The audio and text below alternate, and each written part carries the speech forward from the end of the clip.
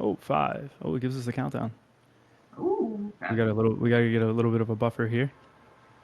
Hey, go The ahead. You can intro. beginning is like we have someone to edit it, so like, yeah, We'll there's cut room that for out. error. All right, Isaiah, go ahead and you can introduce it this time. You're also point on this. I'm going to Actually, be the what color man. I gotta turn off my WhatsApp. 1 second. Oh, shut that All off. right. Too many messages. Yeah. All right. Zimmy. You ready? Go You guys ahead. ready? Go ahead. Run it back, Cool. Zay. What is up, everybody? Welcome to another episode of the THPStrength podcast. Today we have a special athlete with us. His name is Tom Barnes. He's been a long-time client of ours, and he's made a ton of progress with John over the last couple of years. And today we're going to get a little insight in his training, what his goals are. Should be a good one. So without further ado, Tom, if you want to introduce yourself, tell us your height, reach, how long you've been training with us, and kind of how your progress has been over this last year. So my name's Tom Barnes. I'm 20. My standing reach is 7'10", or 7'9" or 7'10", depending on the shoe. 5'11", and I've been training since about April 2019. So just before dunk camp last year. I think it was April. I gotta think. That's with us, right? You've been training. That's Yeah. I'm talking about with you guys. Yeah. Okay. Yeah. So how long have you been dunking? Since the beginning of 2018. So you started with us. It would have been a year and a half into your dunk journey. Yeah. How old were you? 18. 18. All right. So post puberty, he's got a year and a half of dunk training in. How often did you jump prior to working with us? 2 to 3 times a week. So he jumped 2 to 3 times a week for a year and a half. Okay, just so we know that Tom was not some slob. Did you lift at all?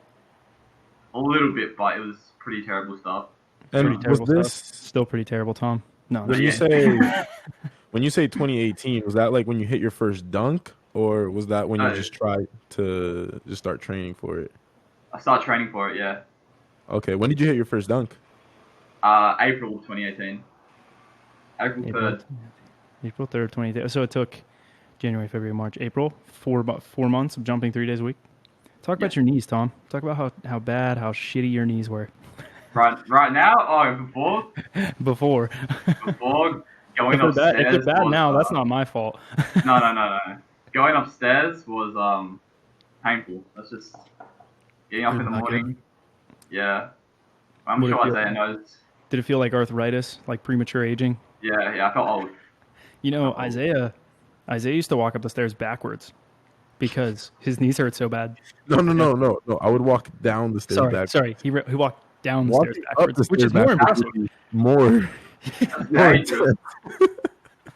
We got to put more backwards upstairs walking, Isaiah. Uphill walking, backwards uphill walking in your program. It's bad for your knees. Anyways, his knees were quite bad. It felt like he was like 65 years old with like arthritis and just training stupidity for years. And yours, I'm assuming, felt pretty similar. Yes, very similar. Just like balls, just the worst. Tom, can you tell us real quick? Can you do your best American accent, by the way? This might come off really bad. I'm scared. I don't know. Never mind. Don't do it.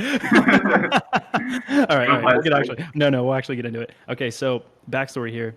Tom was one of the first athletes. I don't even know, Isaiah, you weren't even working with me, right, at the time at all? I don't think so. What was the date exactly? It's around April 2019.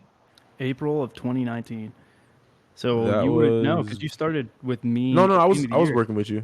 I started beginning of 2019, January 2019. No, working with me. Oh, no, you started working with me in like 2018, bro. Yeah. Maybe I started actually working like as a job. That was like September 2019.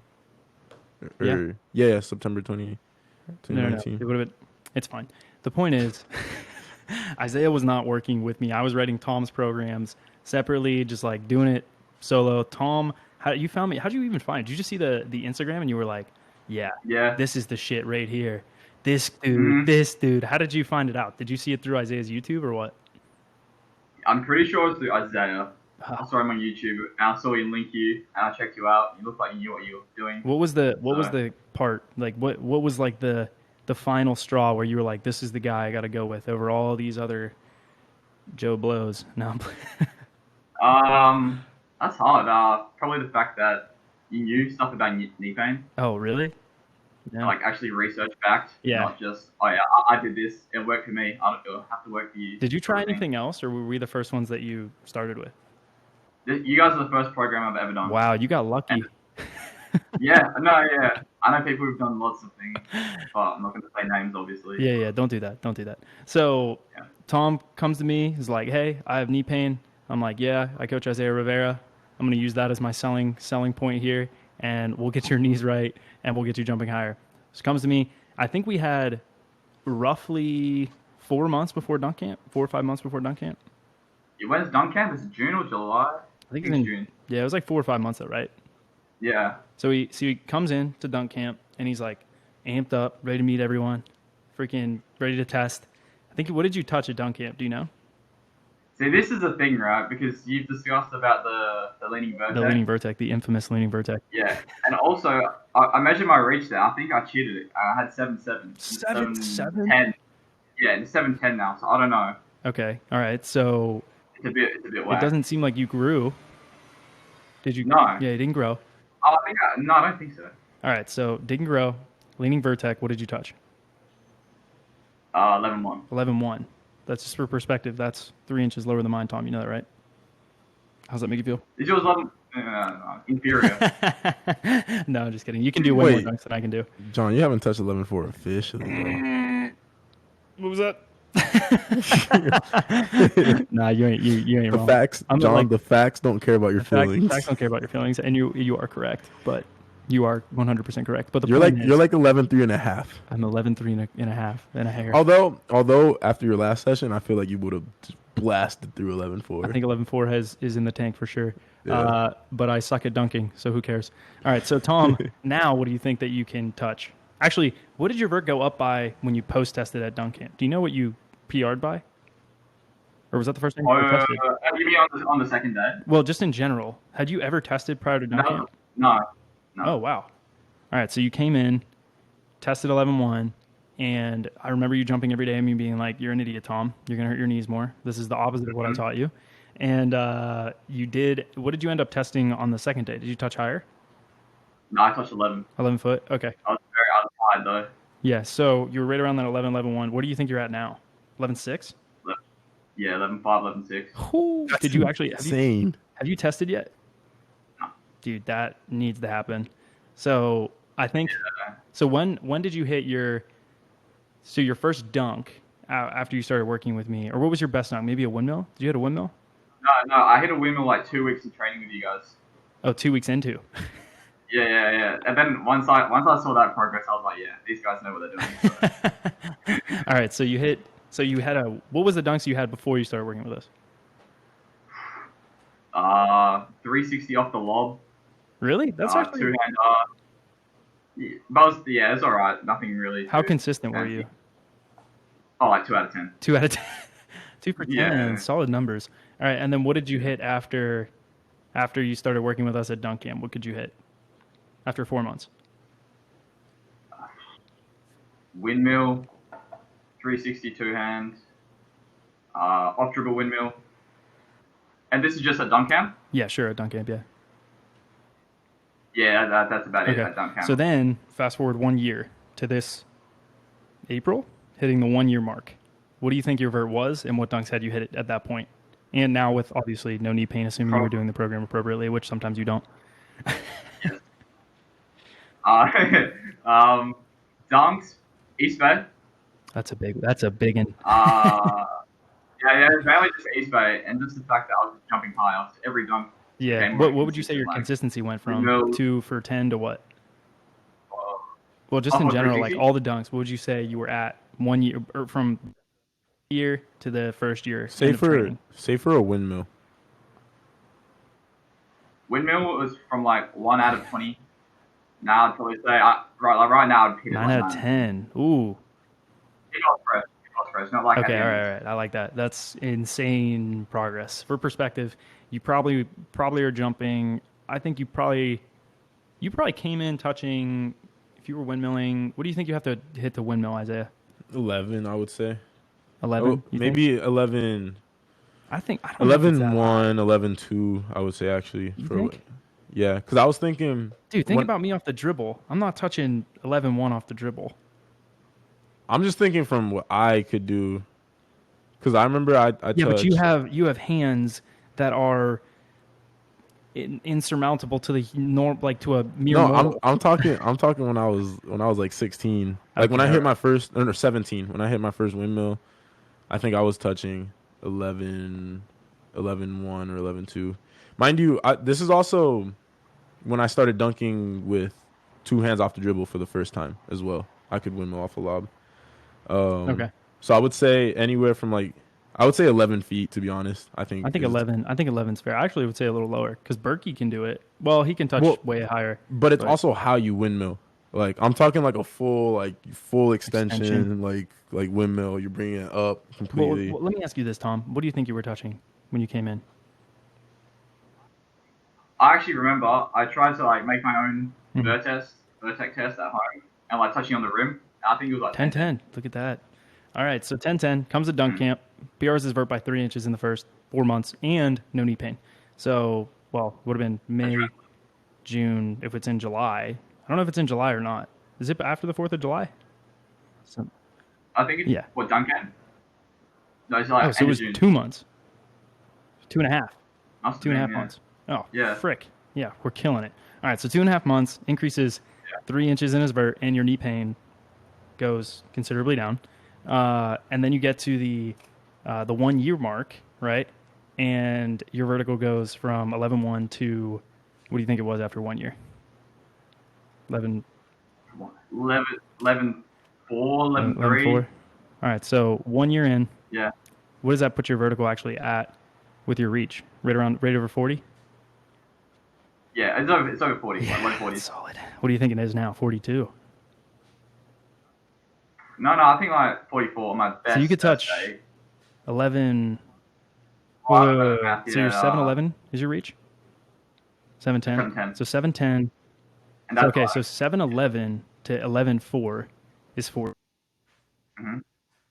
Yeah. Did we lose? I think we might have lost John momentarily. Nope. We're good. Can you hear me? Can you hear me? Yeah, we got you back. All right, hopefully that doesn't screw everything up, but it might. I don't think it will because it records locally. Yeah. Well, hopefully not. Anyways, so you went to 11. Okay, so 11 or 7-11 until 11-3. That's a 40, right? Yeah. Yeah. Is that a 40? Yeah. Okay, so you're at 7-10 and you're at 11-4. So you're at add 2 inches to that. You're 42. Oh no, 11-6. Okay, yeah, you're right. 44. That's crazy. So you're at 44 after a year and what? How many months? That year is and a half. Absolutely insane. Yeah. And you can wait. now, What's the max touch right now again? 11. He thinks Well, this is in theory, yeah.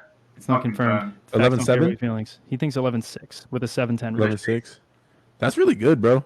That's freaking solid. Tom, so what's funny is Andy, remember when Andy said this? He's like, Tom Barnes is the most improved athlete from dunk camp. I was like, that's right. You want to know why? Because he's the most consistent. So I just want to put this out here right now.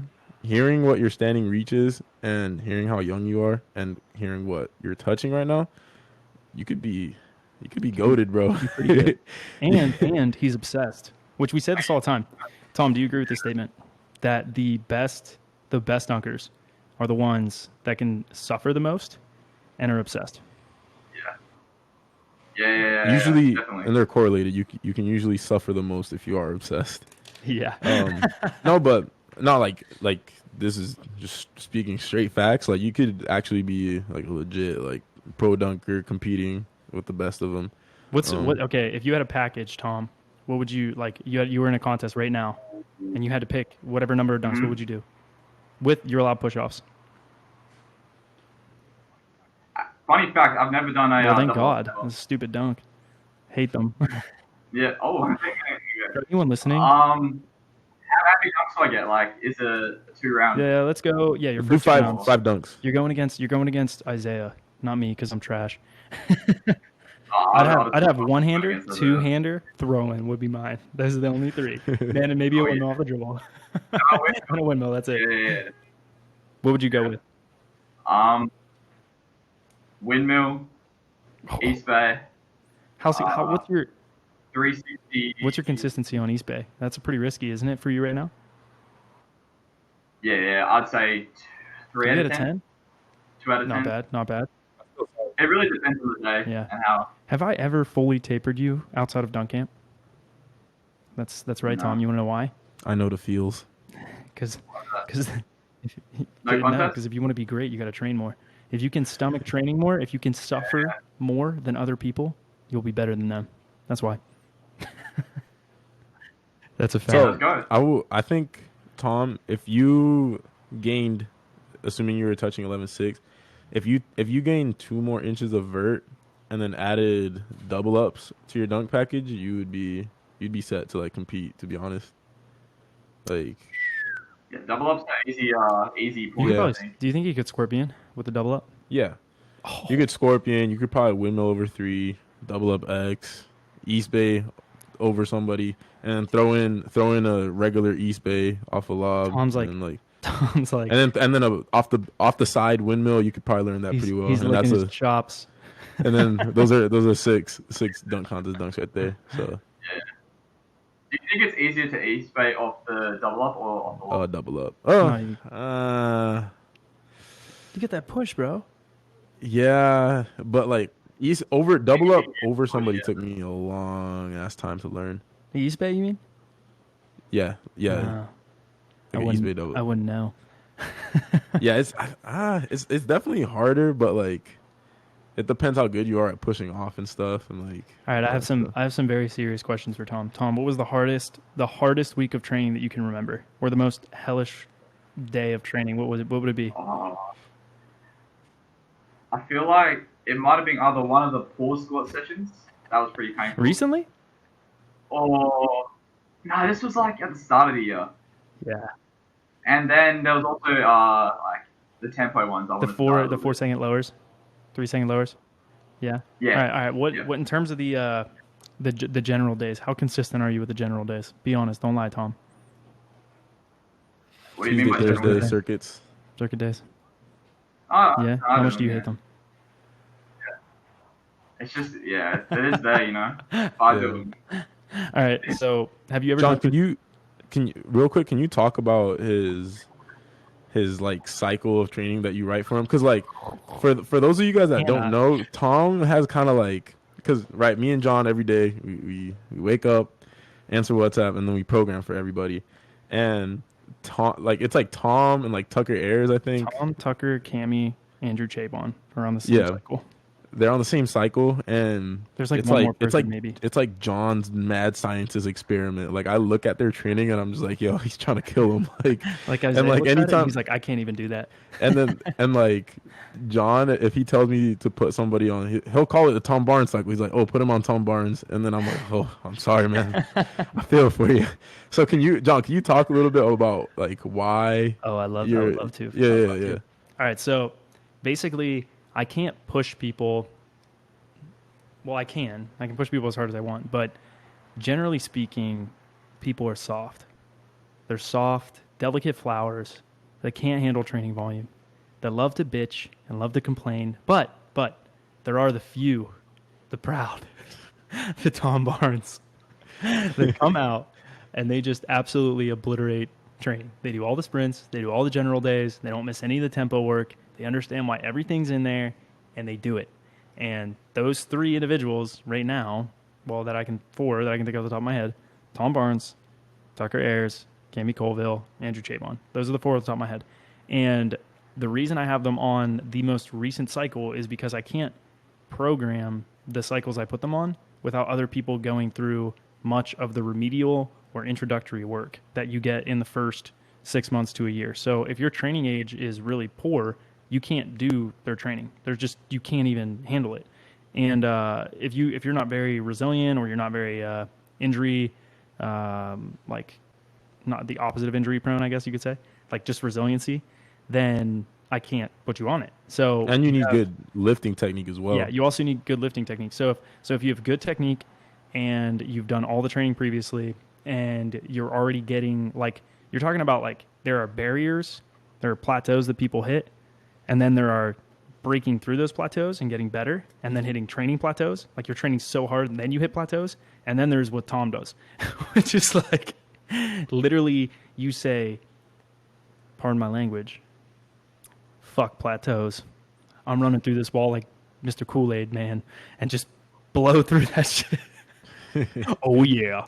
And so that is what basically I give to Tom. So these cycles are very intricately programmed from start to finish. I spend like hours basically trying to plan an annual plan because I know that I don't have to just, I can assume that they're in it for the long haul. Whereas like for some guys, we don't have a 1, 2 month, 3 month commitment. So they're just month to month. And if that's the case, if someone says, well, I have basketball 3 days a week, I've got to do this. I mean, I've got to cater to that, right? But if I know one person has good lifting technique, has done a ton of the remedial or rudimentary training, I can then put them on this super complex cycle because it's like you don't get the icing, you don't get the sprinkles until you've like done the base work, until you've had the base work of the cake done. This is the icing on the cake. This is the sprinkles on top. This is like really dialing things in and looking long-term of training to train, which, we're always kind of trying to do. And it's this like fluid progression or fluid periodization, as I like to call it. But with them, I can do things now that I can build on for months until, they peak whenever I want them to peak. Or if it's dunk camp, I can just keep pushing them and know when they come into a deload, they're going to bounce back. They're going to recover fine. They'll trust the process when their vertical goes down. Some people can't do that. They just can't stomach seeing a detriment. Like Tom, you're like, my vert's down on the day. Like I'm training. Like it is what it is. But there are a lot more complex progressions I can put in for people that I know are going to be in it. You know what I mean? Whereas like some people, you don't have that luxury. You have to cater to the fact that they might not be committed for X number of months or whatever else. And like, or some extraneous life factor or variable is going to come in, which is like Isaiah. Like Isaiah's training is like, is not even close to as complex. Isaiah's is like, I did slow front squats again. And I did front squats again and again. And it just happens over and over and over again. But with you, Tom, it's like I can put pauses in. I can build in slow reps. I can play with. It's like a game. I'm just like, here's the physiology. I can play with all these variables, and I just know it'll get done. So I can assume it's done when I go into the next cycle and start making changes accordingly.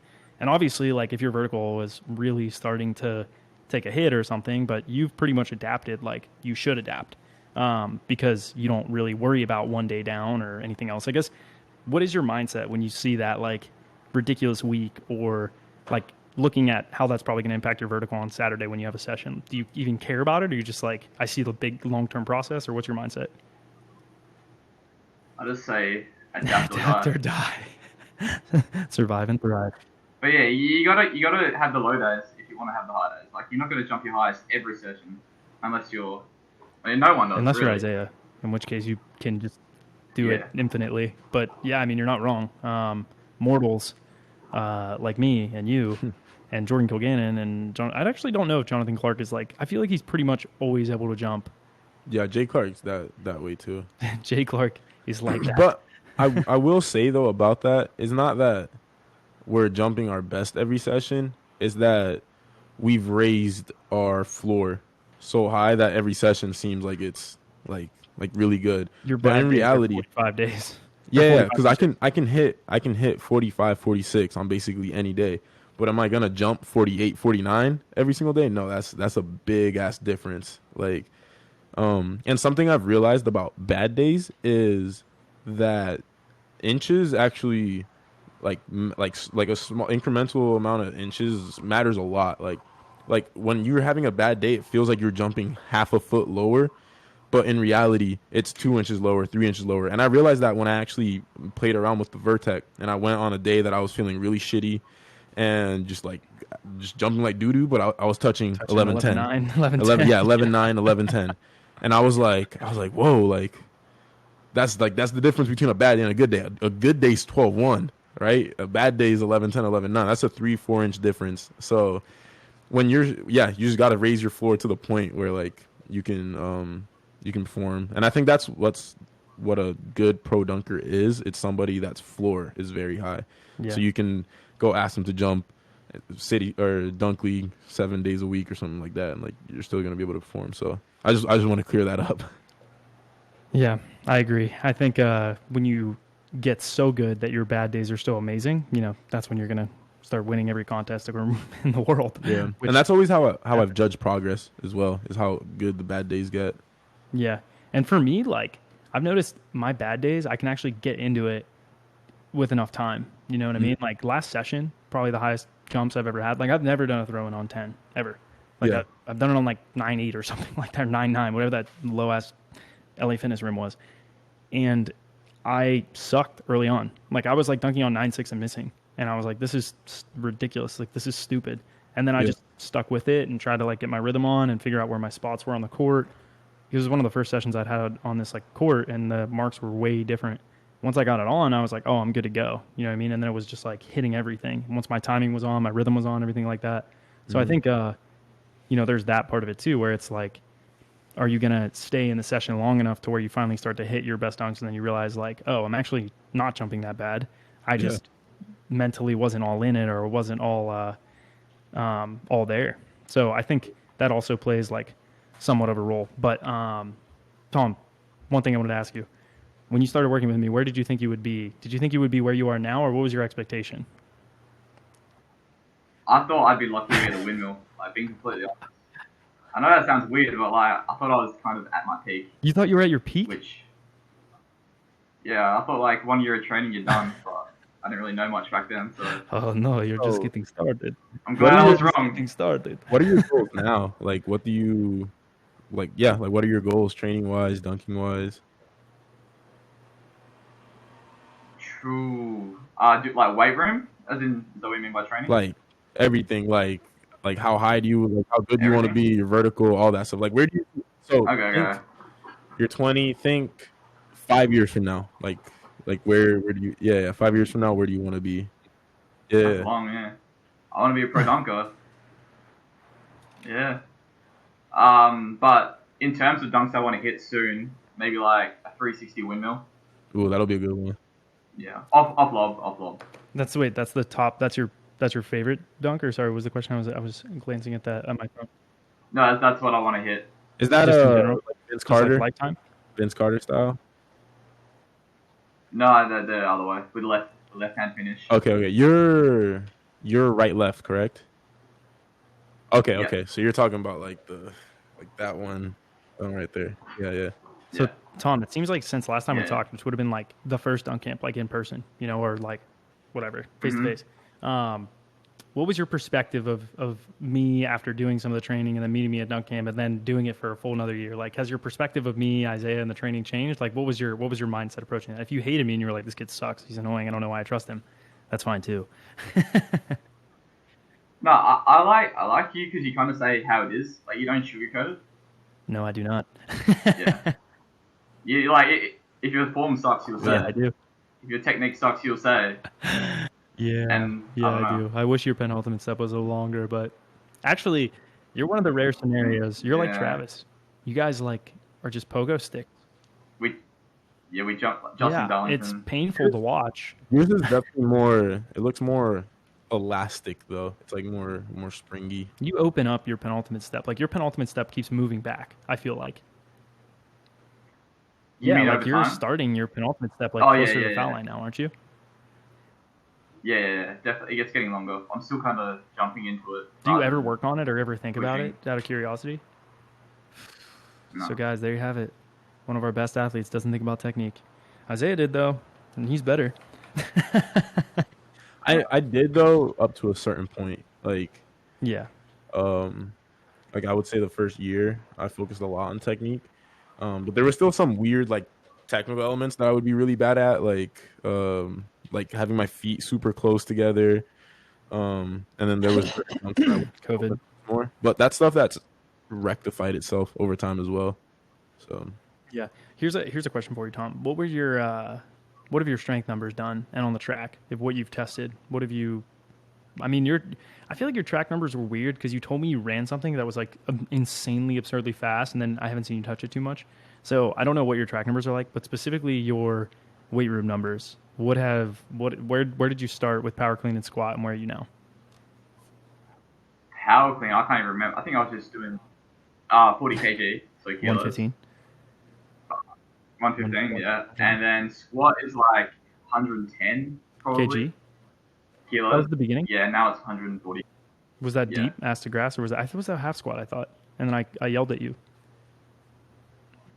Oh yeah, it might have been Yeah, half I think as it well. was. So realistically, like 90. Probably like 90, maybe.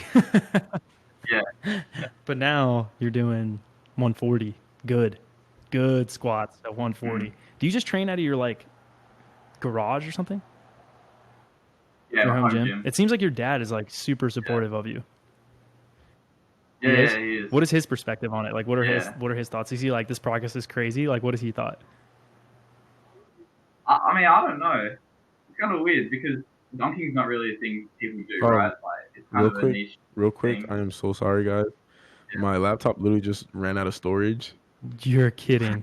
So it stopped my recording, but it's still getting yours. I can clear up some space real quick. Well, it's not going to matter because I don't even know if it's going to work now.